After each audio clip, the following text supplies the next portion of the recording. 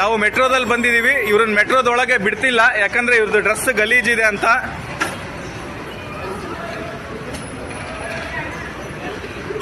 ಬ್ಯಾಗಲ್ಲಿ ಏನಿಲ್ಲ, ಬ್ಯಾಗಲ್ಲಿ ಬಟ್ಟೆಗಳಿದಾವೆ.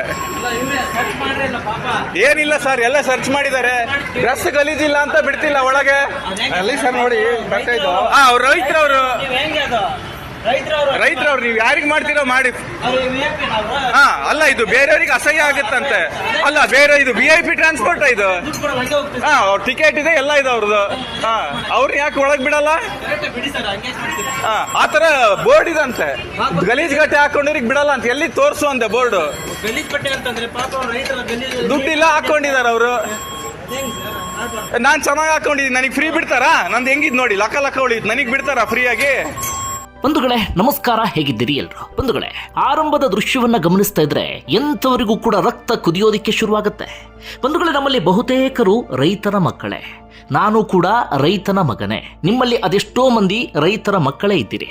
ರೈತರು ಅಂದಾಗ ದಿನದ 24 ಗಂಟೆಯೂ ಕೂಡ ಇಸ್ತ್ರಿ ಹಾಕಿರುವಂತಹ ಲಕ ಹೊಳೆಯುವಂತಹ ಬಟ್ಟೆ ಹಾಕೊಂಡು ಶೋಕಿ ಮಾಡೋದಕ್ಕೆ ಸಾಧ್ಯ ಆಗೋದಿಲ್ಲ.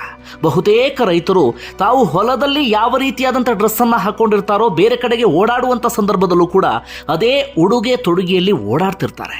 ಅವರು ಉಡುಗೆ ತೊಡುಗೆಗೆ ಸಂಬಂಧಪಟ್ಟ ಹಾಗೆ ಶೋಕಿ ಮಾಡೋದಕ್ಕೆ ಅದ್ಯಾವುದಕ್ಕೂ ಕೂಡ ಪ್ರಾಶಸ್ತ್ಯವನ್ನು ಕೊಡುವುದಿಲ್ಲ. ಆದರೆ ಓರ್ವ ರೈತ ಗಲೀಜು ಬಟ್ಟೆಯನ್ನು ಹಾಕೊಂಡಿದ್ದಾರೆ, ಮೂಟೆ ಹೊತ್ಕೊಂಡಿದ್ದಾರೆ, ಅವರ ಬಟ್ಟೆ ಸರಿಯಾಗಿ ಕಾಣಿಸ್ತಾ ಇಲ್ಲ, ಬೇರೆ ಪ್ರಯಾಣಿಕರಿಗೆ ಇದರಿಂದ ಸಮಸ್ಯೆ ಆಗುತ್ತೆ, ಡಿಸ್ಟರ್ಬ್ ಆಗುತ್ತೆ ಎನ್ನುವ ಕಾರಣಕ್ಕಾಗಿ ಓರ್ವ ರೈತನಿಗೆ, ಅದರಲ್ಲೂ ಕೂಡ ವೃದ್ಧ ರೈತರೊಬ್ಬರಿಗೆ ಮೆಟ್ರೋ ಹತ್ತೋದಕ್ಕೆ ಮೆಟ್ರೋ ಸಿಬ್ಬಂದಿ ಅವಕಾಶವನ್ನು ಮಾಡಿಕೊಟ್ಟಿಲ್ಲ. ಏನು ಹೇಳಬೇಕು ಹೇಳಿ ಬಂಧುಗಳು? ಇದೆಲ್ಲವನ್ನು ಕೂಡ ಗಮನಿಸ್ತಿದ್ದಾಗ ಮೂಡುವಂತಹ ಪ್ರಶ್ನೆ ಏನಪ್ಪಾ ಅಂದ್ರೆ, ನಿಜವಾಗ್ಲೂ ನಮ್ಮ ದೇಶದಲ್ಲಿ ನಮಗೆ ಸ್ವಾತಂತ್ರ್ಯ ಸಿಕ್ಕಿದೆಯಾ ಎನ್ನುವಂತಹ ಪ್ರಶ್ನೆ. ಅವತ್ತು ಬ್ರಿಟಿಷರು ಇದ್ರು, ಆ ಬ್ರಿಟಿಷರ ರೂಪದಲ್ಲಿ ಇಂತಹ ಸಿಬ್ಬಂದಿ ಇದ್ದಾರೆ. ಇದು ಕೇವಲ ಉದಾಹರಣೆ ಅಷ್ಟೇ. ವಿಡಿಯೋ ಮಾಡಿದ್ದಾರೆ, ವಿಡಿಯೋ ವೈರಲ್ ಆಗಿದೆ, ಹೀಗಾಗಿ ನಮ್ಮ ಗಮನಕ್ಕೆ ಬಂದಿದೆ. ಅದೆಷ್ಟೋ ಕಡೆಗಳಲ್ಲಿ ಅಲ್ಲಿರುವಂಥ ಮೆಟ್ರೋ ಸಿಬ್ಬಂದಿಯೋ ಅಥವಾ ಬೇರೆ ಬೇರೆ ಕಡೆಗಳಲ್ಲಿ ಇರುವಂಥ ಸಿಬ್ಬಂದಿ ಜನರನ್ನು ಅವಮಾನಿಸಿ ವಾಪಸ್ ಕಳಿಸ್ಬಿಡ್ತಾರೆ. ರೈತರು ಎನ್ನುವ ಕಾರಣಕ್ಕಾಗಿ, ಬಡವರು ಎನ್ನುವ ಕಾರಣಕ್ಕಾಗಿ, ಕೊಳಕು ಬಟ್ಟೆಯನ್ನು ಹಾಕಿದ್ದಾರೆ ಎನ್ನುವ ಕಾರಣಕ್ಕಾಗಿ ಅವರನ್ನು ಅವಮಾನಿಸಿ ಅವರ ಮನಸ್ಸಿಗೆ ನೋವು ಮಾಡಿ ಅವರನ್ನು ವಾಪಸ್ ಕಳಿಸುವಂಥ ಕೆಲಸವನ್ನು ಮಾಡ್ತಾರೆ. ಆದರೆ ಇಲ್ಲಿ ಪ್ರಶ್ನೆ ಮಾಡಿದ್ದಾರೆ, ಆ ಕಾರಣಕ್ಕಾಗಿ ಕೊನೆಗೆ ಬಗ್ಗಿದಂತಹ ಸಿಬ್ಬಂದಿ ಆ ರೈತರನ್ನ ಒಳಗಡೆ ಕಳಿಸಿದ್ದಾರೆ, ಅಂದ್ರೆ ಮೆಟ್ರೋ ಒಳಗಡೆ ಕಳಿಸಿದ್ದಾರೆ. ಬಂಧುಗಳು, ಏನಾಯ್ತು ಅಂತ ಹೇಳ್ತೀನಿ, ಅದಾದ ಬಳಿಕ ಉಳಿದ ವಿಚಾರವನ್ನು ಗಮನಿಸ್ತಾ ಹೋಗೋಣ. ಬಂಧುಗಳು, ಇದು ನಡೆದಿದ್ದು ರಾಜಾಜಿನಗರ ಮೆಟ್ರೋ ಸ್ಟೇಷನ್ ನಲ್ಲಿ. ಓರ್ವ ವೃದ್ಧ ವ್ಯಕ್ತಿ ಅಂದ್ರೆ ರೈತರು ಕೊಳಕು ಬಟ್ಟೆಯನ್ನು ಹಾಕೊಂಡಿರ್ತಾರೆ. ಯಾವ ರೀತಿಯಾಗಿರ್ತಾರೆ ಅದೇ ರೀತಿ ಬಂದಿರ್ತಾರೆ. ಸಿಕ್ಕಿರುವಂಥ ಮಾಹಿತಿಯ ಪ್ರಕಾರ ತರಕಾರಿ ಮೂಟೆಯನ್ನು ಹೊತ್ಕೊಂಡು ಬಂದಿರ್ತಾರಂತೆ ಊರಿಂದ.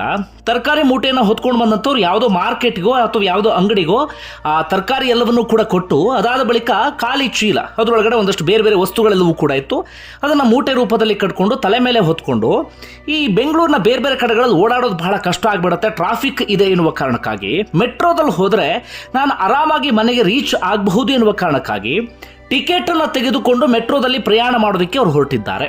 ಬಂಧುಗಳೇ, ಟಿಕೆಟನ್ನು ತೆಗೆದುಕೊಂಡಿಲ್ಲ ಅಂದಾಗ ಮೆಟ್ರೋ ಸಿಬ್ಬಂದಿ ಪ್ರಶ್ನೆ ಮಾಡಲಿ, ಅವರ ವಿರುದ್ಧ ಆಕ್ರೋಶವನ್ನು ಹೊರಹಾಕಲಿ ಅಥವಾ ಮೆಟ್ರೋಯಿಂದ ವಾಪಸ್ ಕಳಿಸ್ಲಿ, ಯಾರೂ ಪ್ರಶ್ನೆ ಮಾಡೋದಿಲ್ಲ. ಅಥವಾ ಅವರೇನೋ ಸ್ಫೋಟಕವಾದಂಥ ವಸ್ತುವನ್ನು ಇಟ್ಕೊಂಡು ಬಂದಿದ್ದಾರೆ ಅಂದರೆ ಆಗಲೂ ವಾಪಸ್ ಕಳಿಸ್ಲಿ, ಯಾರೂ ಪ್ರಶ್ನೆ ಮಾಡೋದಿಲ್ಲ. ಆದರೆ ಅಂಥದ್ದೇನೂ ಕೂಡ ಇಲ್ಲ. ಸರ್ಕಾರಿ ಅದೆಲ್ಲವನ್ನು ಕೂಡ ಮಾರಿ ಒಂದು ಚೀಲವನ್ನು ಮೂಟೆ ರೂಪದಲ್ಲಿ ಕಟ್ಕೊಂಡು ತಲೆ ಮೇಲೆ ಹೊತ್ಕೊಂಡು ಟಿಕೆಟನ್ನು ಕೂಡ ತೆಗೆದುಕೊಂಡು ಇನ್ನೇನು ಮೆಟ್ರೋ ಒಳಗಡೆ ಎಂಟ್ರಿ ಕೊಡಬೇಕು ಎನ್ನುವ ಸಂದರ್ಭದಲ್ಲಿ ಮೆಟ್ರೋ ಸಿಬ್ಬಂದಿ ಕೈ ಅಡ್ಡ ಹಾಕ್ತಾರೆ. ಮೆಟ್ರೋ ಸಿಬ್ಬಂದಿ ಬಾಯಿ ಬಿಟ್ಟೆ ಹೇಳ್ತಾರೆ, ನೀವು ಕೊಳಕು ಬಟ್ಟೆಯನ್ನು ಹಾಕೊಂಡಿದ್ದೀರಿ, ಗಲೀಜು ಬಟ್ಟೆಯನ್ನು ಹಾಕೊಂಡಿದ್ದೀರಿ, ನಿಮ್ಮಿಂದಾಗಿ ಬೇರೆ ಪ್ರಯಾಣಿಕರಿಗೆ ಸಮಸ್ಯೆ ಆಗಿಬಿಡುತ್ತೆ, ಬೇರೆ ಪ್ರಯಾಣಿಕರು ಅಸಹ್ಯ ಪಡ್ಕೊಳ್ತಾರೆ, ಹೀಗಾಗಿ ನಿಮ್ಮನ್ನು ಒಳಗಡೆ ಬಿಡೋದಿಲ್ಲ ಅಂತ. ಆ ರೈತರಿಗೆ ಏನು ಮಾಡಬೇಕು ಅಂತ ಗೊತ್ತಿಲ್ಲ. ಯಾಕೆ ನನ್ನನ್ನು ಒಳಗಡೆ ಬಿಡ್ತಿಲ್ಲ ಅಂತ ಹೇಳ್ತಿದ್ದಾರೆ, ಅವರಿಗೆ ಅರ್ಥ ಆಗ್ತಿಲ್ಲ. ಯಾಕಂದ್ರೆ ಅವರು ಬಹುತೇಕ ಸಂದರ್ಭದಲ್ಲಿ ಇರೋದು ಅದೇ ರೀತಿಯಲ್ಲಿ. ಆಗ ಅಲ್ಲಿಗೆ ಕಾರ್ತಿಕ್ ಸಿ ಐರಣಿ ಎನ್ನುವಂಥ ವ್ಯಕ್ತಿಯೊಬ್ಬರು ಬರ್ತಾರೆ. ಜೊತೆಗೆ ಅವ್ರ ಜೊತೆಗೆ ಇನ್ನೊಂದಿಬ್ಬರು ಸಾಥ್ ಕೊಡ್ತಾರೆ. ಅವರೆಲ್ಲರೂ ಕೂಡ ಪ್ರಶ್ನೆ ಮಾಡೋದಕ್ಕೆ ಶುರು ಮಾಡ್ಕೊಳ್ತಾರೆ, ಯಾವ ಕಾರಣಕ್ಕಾಗಿ ಬಿಡ್ತಾ ಇಲ್ಲ ಅಂತ. ಆಗ ಅಲ್ಲಿರುವಂಥ ಮೆಟ್ರೋ ಸಿಬ್ಬಂದಿ ಹೇಳ್ತಾರೆ, ನಮ್ಮಲ್ಲಿ ಒಂದು ಬೋರ್ಡ್ ಹಾಕಿದ್ದೀವಿ, ನಮ್ಮಲ್ಲೊಂದು ನಿಯಮ ಇದೆ, ಗಲೀಜು ಬಟ್ಟೆಯನ್ನು ಹಾಕೊಂಡ್ರೆ ಮೆಟ್ರೋ ಒಳಗಡೆ ನಾವು ಬಿಡೋದಿಲ್ಲ ಅಂತ. ಇವರು ಪಟ್ಟು ಹಿಡಿದು ಕುಳಿತುಕೋತಾರೆ, ಆ ಬೋರ್ಡ್ ಎಲ್ಲಿ ತೋರಿಸಿ, ನಿಜವಾಗ್ಲೂ ಅಂಥದ್ದೇನಾದರೂ ಬೋರ್ಡ್ ಇತ್ತು ಅಂತಾದರೆ, ಅಂತಹ ನಿಯಮ ಇತ್ತು ಅಂತಾದರೆ ಇವ್ರನ್ನ ವಾಪಸ್ ಕಳಿಸಿ, ಇಲ್ಲ ಅಂತಾದರೆ ಇವ್ರನ್ನ ಮೆಟ್ರೋ ಒಳಗಡೆ ಬಿಡಬೇಕು, ಆ ಬೋರ್ಡ್ ತೋರಿಸಿ ಅಂತ ಪಟ್ಟು ಹಿಡಿದು ಕುಳಿತುಕೊಂಡಿದ್ದಾರೆ. ಆಗ ಮೆಟ್ರೋ ಸಿಬ್ಬಂದಿ ತಬ್ಬಿಬ್ಬು, ಏನು ಮಾಡಬೇಕು ಅಂತ ಅವರಿಗೆ ಗೊತ್ತಾಗ್ತಿಲ್ಲ. ನಾನಾ ರೀತಿಯಾದಂಥ ಸಬೂಬು ಹೇಳೋದಕ್ಕೆ ಶುರು ಮಾಡ್ಕೊಳ್ತಾರೆ, ಬೇರೆ ಪ್ರಯಾಣಿಕರಿಗೆ ಸಮಸ್ಯೆ ಆಗುತ್ತೆ, ಬೇರೆಯವರು ಅಸಹ್ಯ ಪಡ್ಕೊಳ್ತಾರೆ, ಹಾಗೆ ಹೀಗೆ ಅಂತ. ಆಗ ಅಲ್ಲಿರುವಂಥವ್ರು ಮತ್ತೆ ಪ್ರಶ್ನೆ ಮಾಡ್ತಾರೆ, ಇದೇನು VIP ಟ್ರಾನ್ಸ್ಪೋರ್ಟೇಷನ್ನ, ಅತ್ಯಂತ ಜನಸಾಮಾನ್ಯರು ಓಡಾಡುವಂತಹ ಟ್ರಾನ್ಸ್ಪೋರ್ಟೇಷನ್ ಅಂದರೆ ಅದು ಮೆಟ್ರೋ. ಪ್ರತಿದಿನ ಲಕ್ಷಾಂತರ ಜನ ಅದರಲ್ಲಿ ಓಡಾಡ್ತಾರೆ, ಬಡವರು ಓಡಾಡ್ತಾರೆ, ಶ್ರೀಮಂತರು ಓಡಾಡ್ತಾರೆ, ಎಲ್ಲ ರೀತಿಯಂಥವ್ರು ಓಡಾಡ್ತಾರೆ. ಯಾಕೆ ಬಿಡ್ತಾ ಇಲ್ಲ ಅಂತ ಮೆಟ್ರೋ ಸಿಬ್ಬಂದಿ ಬೇರೆ ಬೇರೆ ರೀತಿಯಲ್ಲಿ ಅವ್ರನ್ನ ತಡೆಯುವಂಥ ಪ್ರಯತ್ನ ಪಡ್ತಾರೆ. ಒಳಗಡೆ ಹೋಗುವಾಗ ಮತ್ತೆ ಮತ್ತೆ ಅಡ್ಡ ಹಾಕೋದಕ್ಕೆ ಪ್ರಯತ್ನ ಪಡ್ತಾರೆ. ಆದರೆ ಅಲ್ಲಿದ್ದಂಥ ಓರ್ವ ವ್ಯಕ್ತಿ, ಕಾರ್ತಿಕ್ ಎನ್ನುವಂಥ ವ್ಯಕ್ತಿ ಜೊತೆಗೆ ಅವ್ರ ಜೊತೆಗೆ ಇನ್ನೊಬ್ಬರು ಸಾಥ್ ಕೊಡ್ತಾರೆ. ಅವರಿಬ್ಬರು ಕೂಡ ಪಟ್ಟು ಹಿಡಿದು ಕುಳಿತುಕೋತಾರೆ. ಯಾವುದೇ ಕಾರಣಕ್ಕೂ ಇವರನ್ನು ವಾಪಸ್ ಕಳಿಸಲೇಬಾರ್ದು, ಮೆಟ್ರೋ ಒಳಗಡೆ ಹತ್ತಿಸಲೇಬೇಕು ಅಂತ.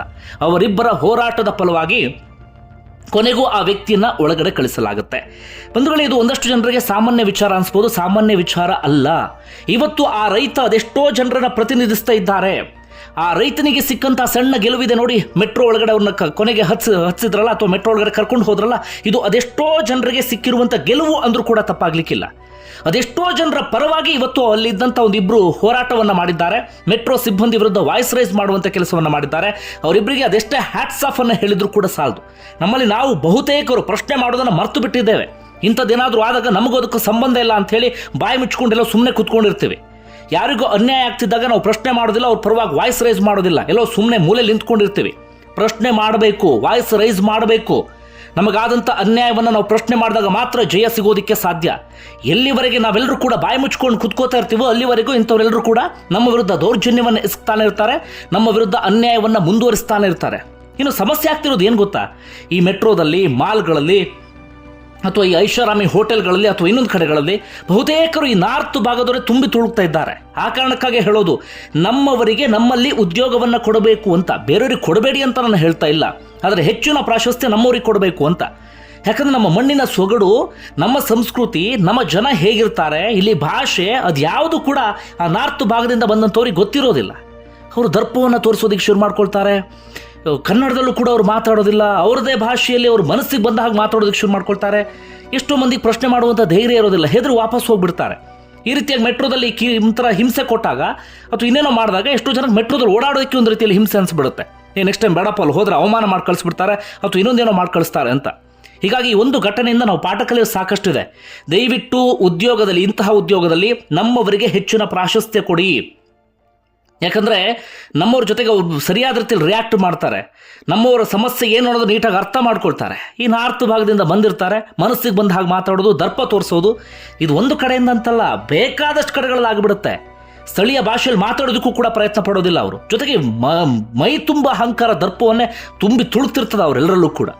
ಬಂಧುಗಳು, ಇದು ನಡೆದಿರುವಂಥ ಘಟನೆ. ಕೊನೆಗೂ ಆ ರೈತರಿಗೆ ಜಯ ಸಿಕ್ಕಿದೆ. ಇದು ನಮ್ಮೆಲ್ಲರಿಗೂ ಕೂಡ ಖುಷಿಯ ವಿಚಾರ.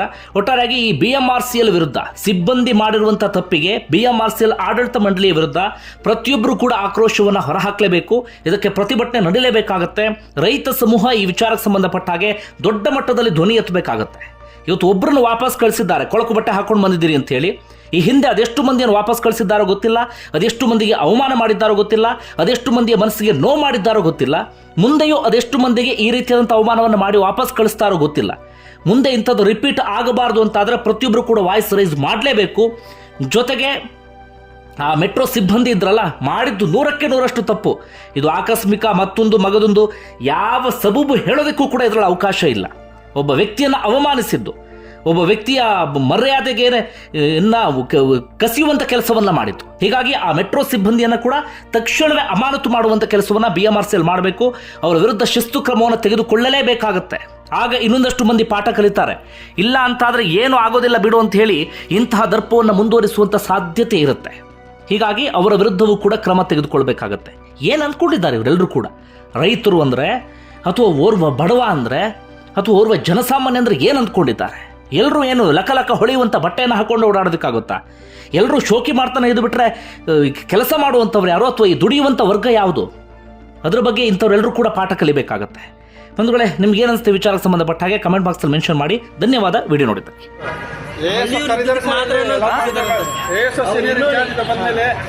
ಅಷ್ಟೊತ್ತು ನಮಗೆ ಕಾಯಕ್ಕಾಗಲ್ಲ, ನಾವು ಹೋಗ್ಬೇಕು. ಆಲ್ರೆಡಿ ಬಂದು 15 ನಿಮಿಷ ಆಯ್ತು ಇಲ್ಲಿ. ಏನಾರ ಪ್ರಾಬ್ಲಮ್ ಇರೋ ಹೊರಗೆ ಕಳಿಸಿ, ನಾನೇನು ಹೇಳಲ್ಲ. ನಾನು ಅಗ್ರಿ ಆಗ್ತೇನೆ ಸರ್, ಅದಕ್ಕೆ ನಾನು ಅಗ್ರಿ ಆಗ್ತೇನೆ.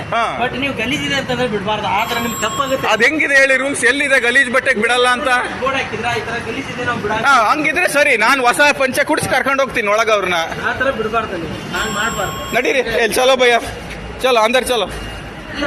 कौन क्या बोलेगा, क्या है इसमें? ಮೇಲೆ ರಿಲ್ಯಾಕ್ಸ್. ಬೇಡ, ನಾನೇ ಹೇಳ್ತೀನಿ, ಕಿತ್ತೊಗಿರಿ ಅಂತ ಹೇಳ್ತೀನಿ. इसमें क्या है?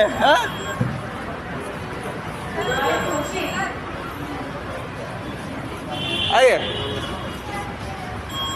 आओ आओ. नहीं आएगा, मैं क्यों आया? नहीं आएगा मैं.